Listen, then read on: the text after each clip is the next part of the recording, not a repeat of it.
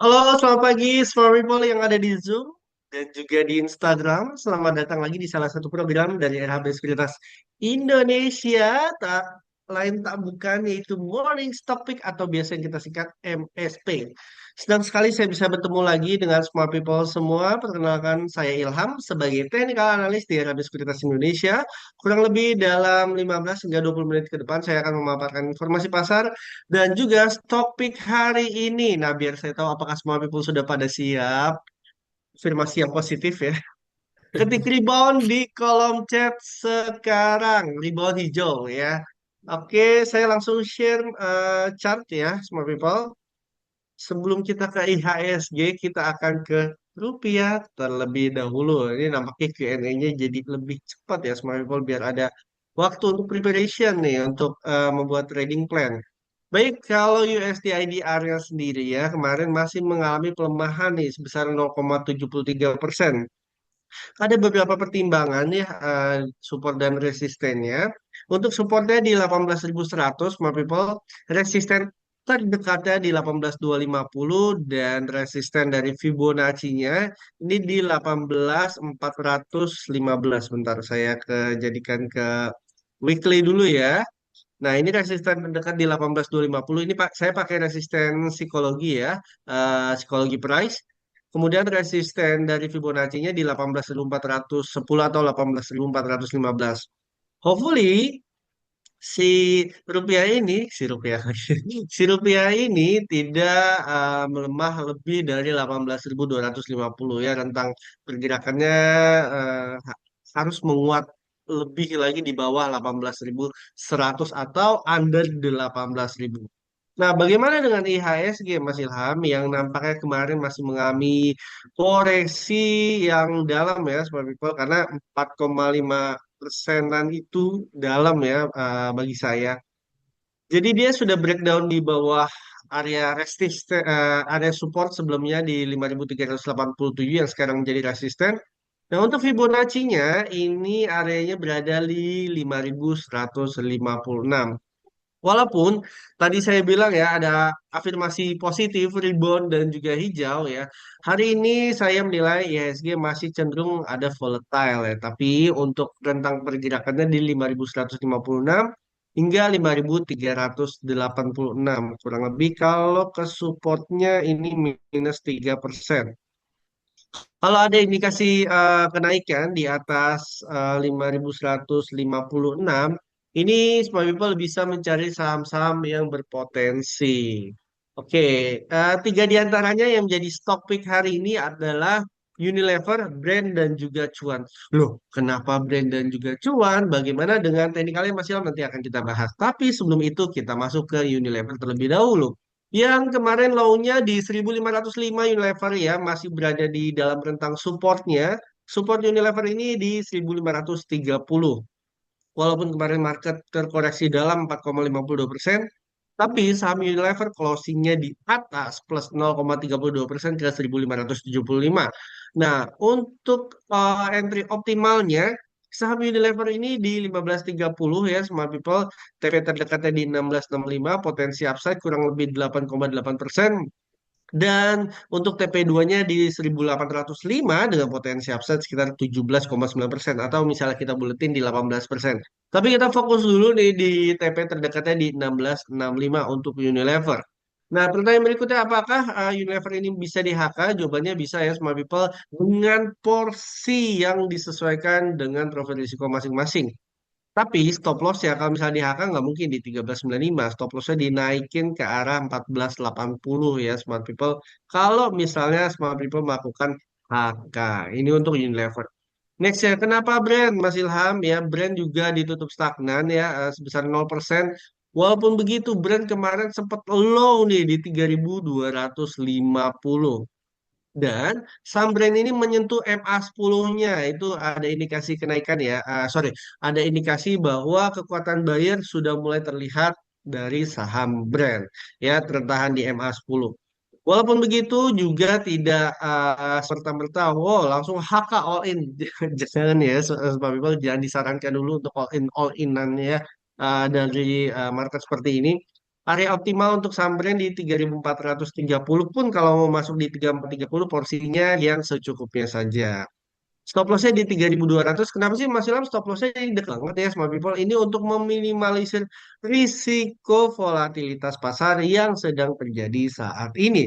TP pertamanya di 3.770, potensi upside sekitar 9,9% kalau ngambilnya di 3.430. TP2-nya yang dekat-dekat aja di 3.900 dengan potensi upside sekitar 13%, 13,7% untuk Brent.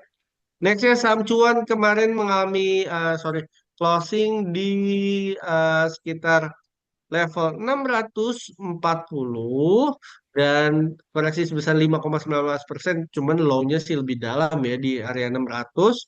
Kalau saya pribadi ini masih ada potensi koreksi, makanya sedikit bawah ya untuk area entry yang optimal di 615 untuk saham cuannya. Kenapa 615? Area ini merupakan area Fibonacci retracement atau golden ratio-nya di 61,8%.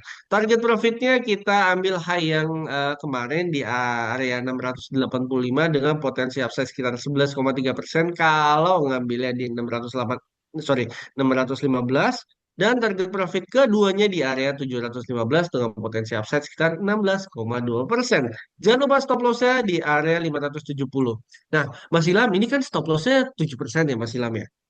Kalau misalnya saya 3% aja boleh nggak? Jawabannya boleh Smart People.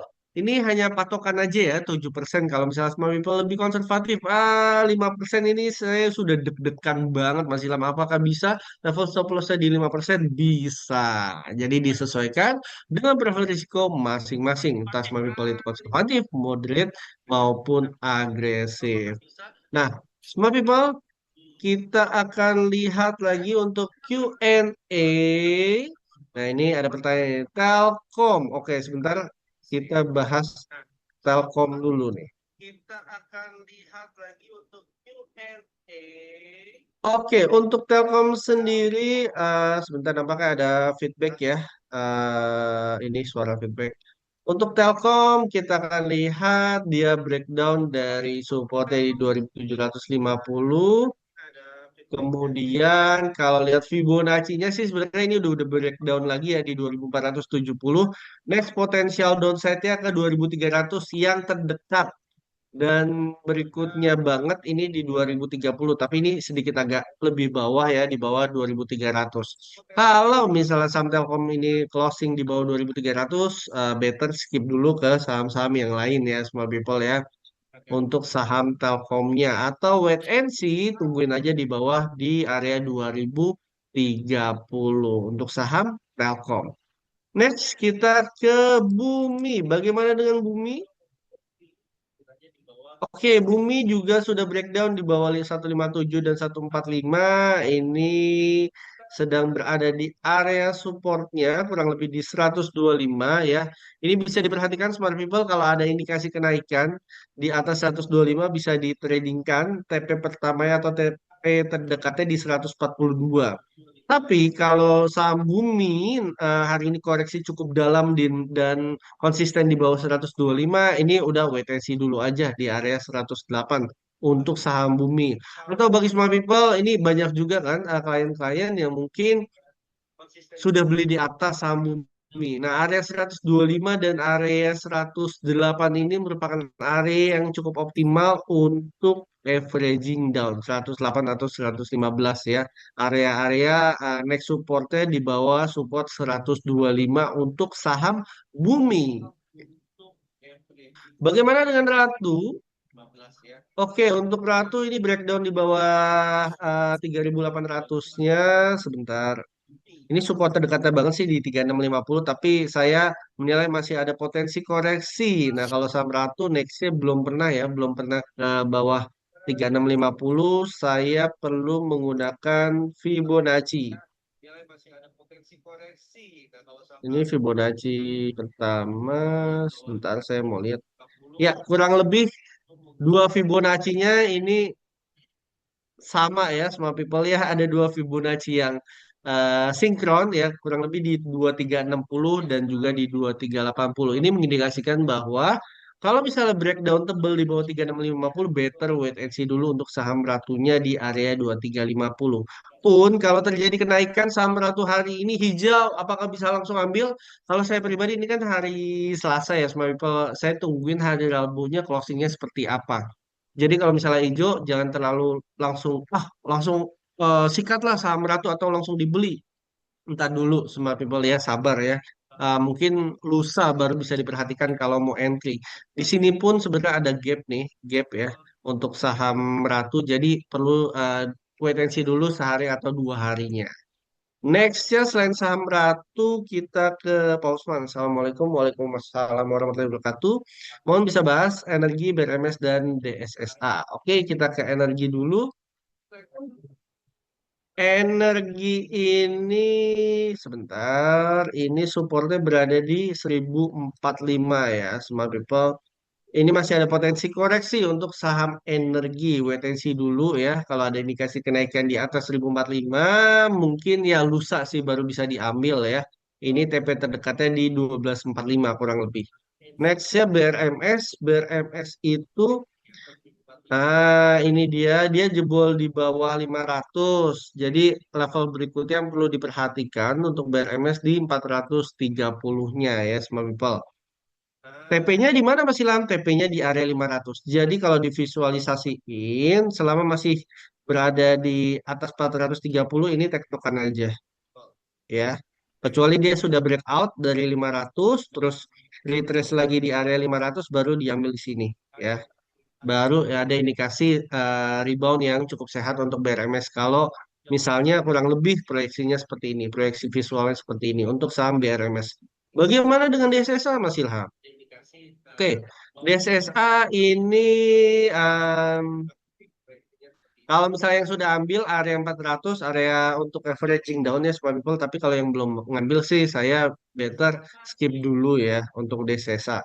Even dia tiba-tiba naiknya 10% dan sebagainya macamnya, ini belum terlalu sehat ya untuk dinamakan technical rebound ya untuk DSSA. Nextnya kita ke sebentar Dewa. Oke, Dewa. Ini masih ada potensi tekanan jual ya smart people ya. Ini sebenarnya dia ada di area support.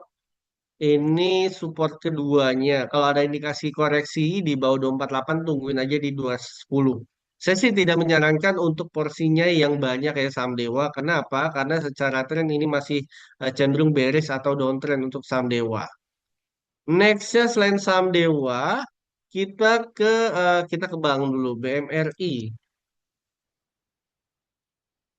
Oke, BMRI dia breakdown. Ini saya coba perhatikan dulu ya. Hmm, coba kita lihat. Ya, di sini kurang lebih ada di supportnya di tanggal 11 November. Support terdekatnya di 3590 atau di 3600 ya, 3600. Support keduanya di 3430. Saya menilai saham BNRI masih ada potensi downside atau potensi koreksi. Next, kita ke BBTN.